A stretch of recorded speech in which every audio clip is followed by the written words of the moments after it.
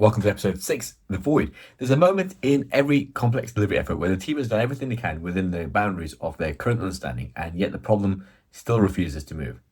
Work continues, but process feels hollow. Meetings increase, conversations become louder.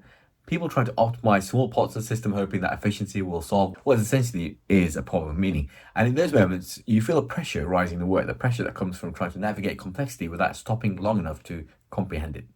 Now, void is the antidote to that pressure. Void is the discipline of creating space when space feels impossible. It's the act of stepping back, not to avoid, but our recognition that insight does not appear when the mind is crowded. Void is the simplest of the rings, but the hardest to practice because it asks us to pause when pausing sometimes feels irresponsible.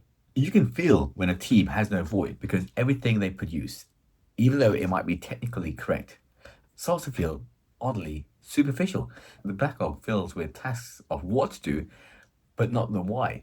Requirements become thinner, more literal, less connected to genuine outcomes, and people rush into solution mode before the problem has really been understood. Partly out of habit, but also partly perhaps out of fear that slowing down will reveal that uncertainty they feel.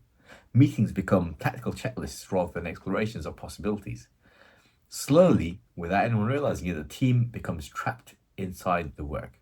And in environments like this, effort increases, but insight decreases. And this is a pattern that exhausts people. They feel busy, but they don't feel purposeful. They feel productive, but not guided. The deeper truth is that the team is avoiding void because void forces you to acknowledge the ambiguity. And ambiguity reminds you that certainty is something that you have to construct, not something that you possess. And void is not a workshop necessarily. It's not necessarily a brainstorming exercise. It's not an event on the calendar. It's a mindset. It's that willingness to step out of the immediate momentum of the work and look at the system with fresh eyes. It's that recognition that busyness is the enemy of insight and that speed can conceal misalignment. But don't get confused. Don't think that void is about slowing down. It's simply about stepping outside long enough to see where that river is flowing and ask, is it worth going there? This is why void often emerges in periods of quiet reflection rather than any structured ceremonies.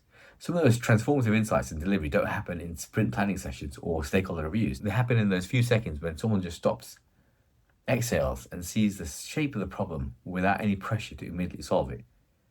And this is what void is. It's the leader's ability to think without panic. It's uncomfortable though, because stillness removes that illusion of certainty. When you stop moving, you have to ask the questions that you've been avoiding. Are we solving the right problem? Have we lost sight of the outcome? Are we delivering because it's valuable or because it's planned? Have we mistaken familiarity for strategy? Those questions unsettle teams who often equate confidence with speed. But confidence built on sheer momentum is fragile. It collapses the moment the path becomes unclear.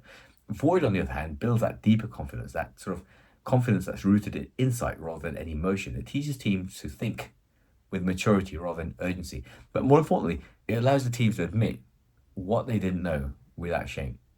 That admission is not a weakness. It's a doorway to learning. Teams who don't have void will pretend to know. Teams with void will learn to understand. And one of the most powerful experiences I've had with void happened on a program that had been burning people out for months. Each stakeholder wanted something different. Every roadmap shift created ripples of confusion. Every sprint felt like a precarious attempt to move together towards a moving target.